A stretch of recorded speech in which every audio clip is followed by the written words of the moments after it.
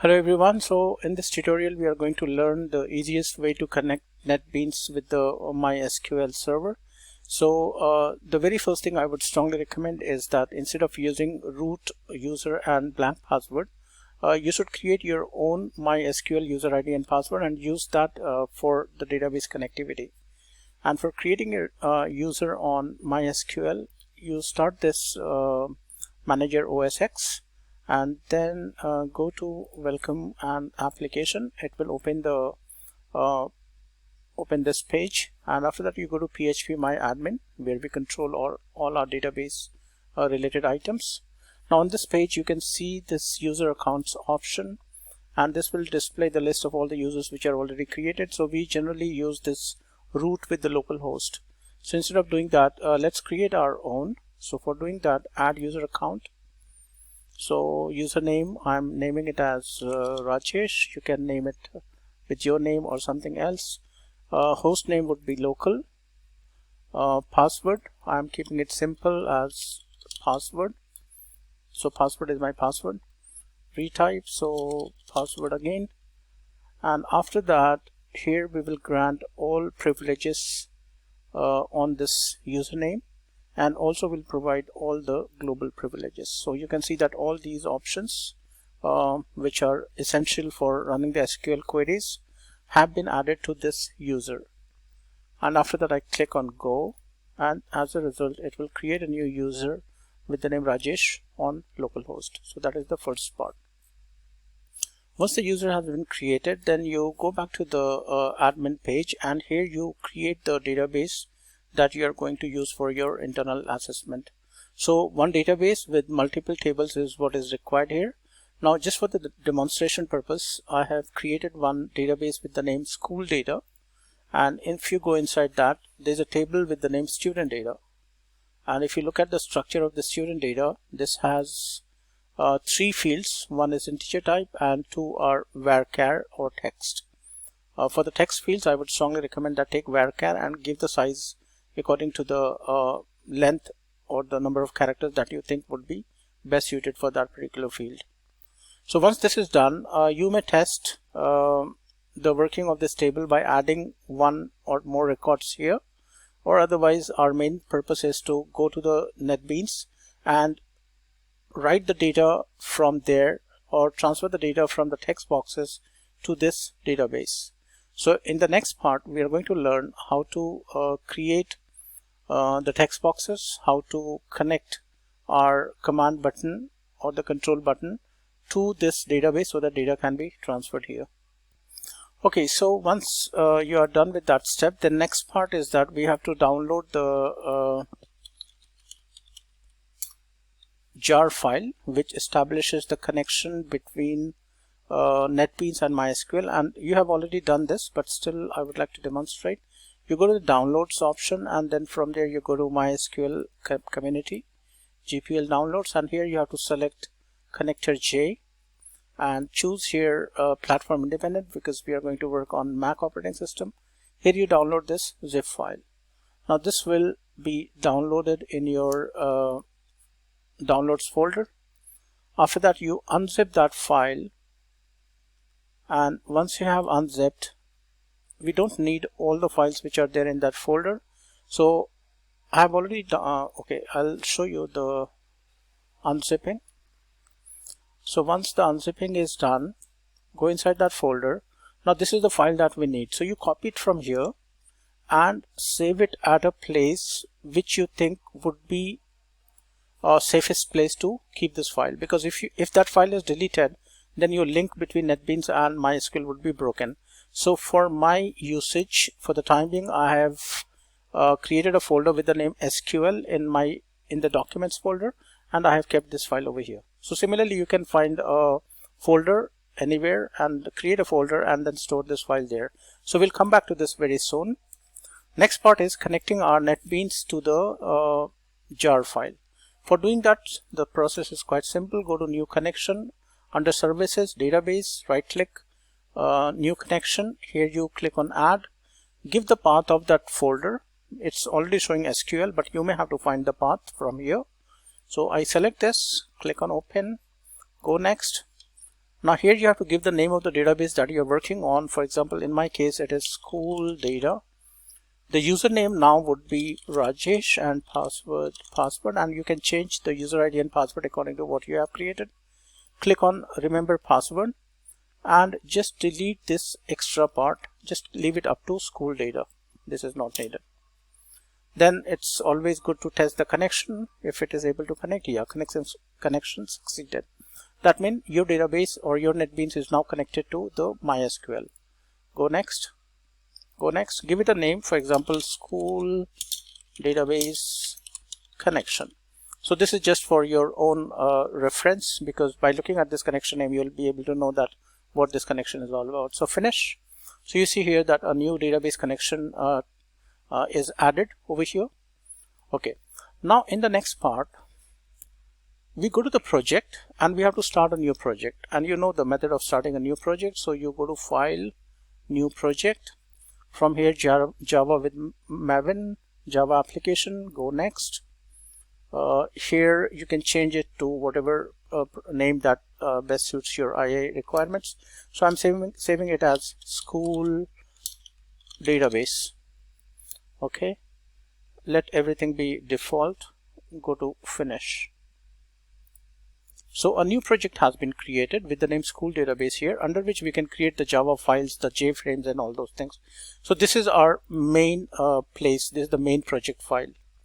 Okay, now one thing that we never tried before, and because of which we were not able to write the data from text boxes to the text boxes on NetBeans to the MySQL, because even though we have given a path of the jar file over here, but there's one more step which is mandatory, that we have to connect our projects, each individual project, also to the jar file.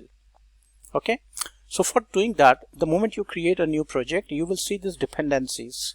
So in order to and that is called defining the class path. When you connect your project to the jar file, that's called defining the class path. For doing that, you need to right click on this, click on add dependency. Now these are the three fields which we need to fill, and for this we need the name of the file, the jar file. So we go back to the applications. I go to the documents. I go to my SQL file, right click on this, since we will be needing the details of this file. So get info. So under name and extension, you can copy this whole thing. We don't need everything together, but we need them in bits and pieces, but you can copy it for your ready reference. Now once you have copied it, here you can paste it. Now for the group ID, it is MySQL. For the artifact ID, just remove this part. Okay, and for the version, we just need the version, so remove everything else, not even the extension. So we have filled everything. We have given the details of dependency, and then click on add. That's the first step. Second step, once you see this is newly added. This wasn't there. This we have just added. Now we have to activate this, and in order to activate, right click and manually install the artifact. And here again give the path of your jar file, which is an SQL folder in my computer. Select, install locally.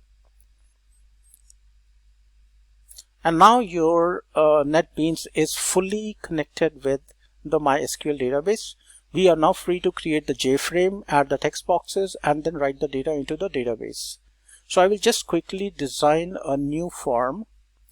And for doing that, we right click on this, new JFrame form. We will give it the name, let's say synonymous or whatever name. School database, that is all selected by default, and click on finish. So you will get a blank JFrame form here.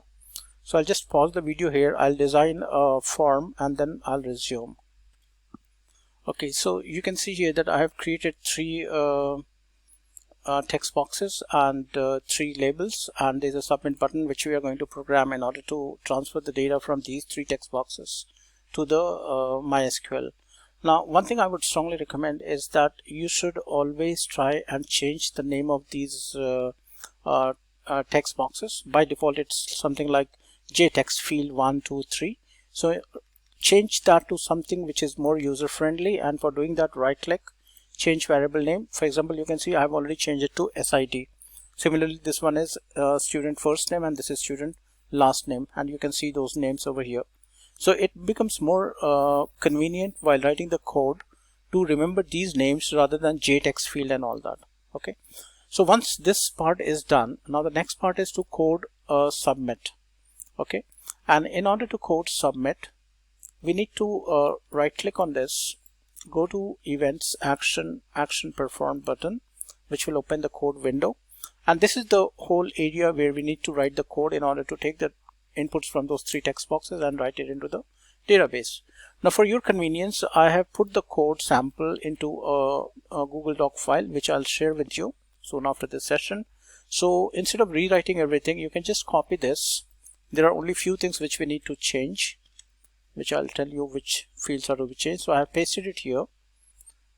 Since we are using the text from some other programs that is showing a lot of red errors, the very first thing that we need to do is we have to import the libraries. So one library would be for the J options pane. So click on this, add import for Java Swing. So this will import the file. So you can see that this error is gone, and all other libraries are included in the java.sql.star. So this includes everything related to Java SQL library, and you see that most of the errors are gone. Now comes the next part where we have to change the variable names according to our new program. So little bit of spacing here. Okay, now here you see that this is not the variable that we have used. What we have used for the ID is SID. So we can say string stuid equals SID dot get text. So this is the name that we have given to the text box for SID, and this is the temporary name we are taking in this program. Similarly, for the first name, we have taken the text box name as student first name. So if it turns green, that means it's the correct name.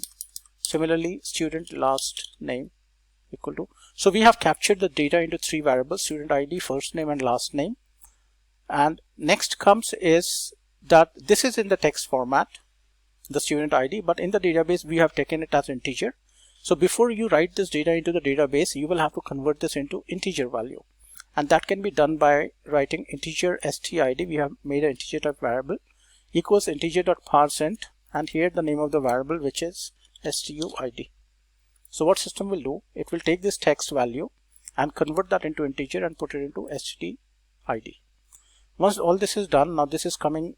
Okay, now one thing you have to remember is that this user ID and password is what I created for myself. So in your case, it will be your own data.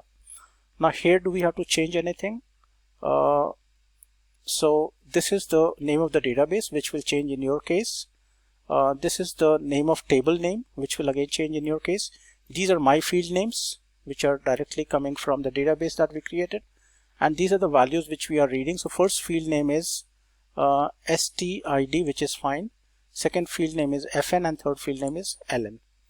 So I think we are all set to write the data into the database, and for doing that, I'll right click on this and run the file. So it should pop up the JFrame file. So it's compiling, and after a little while it will pop up the JFrame file, which is here.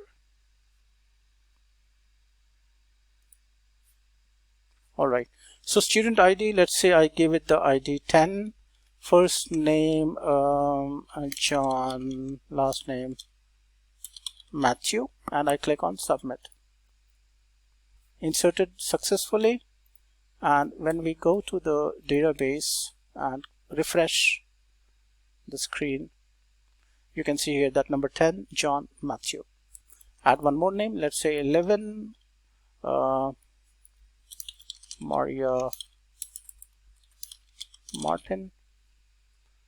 I'm not sure if this will add, because we have to, I think we have to rerun the program, and let's check.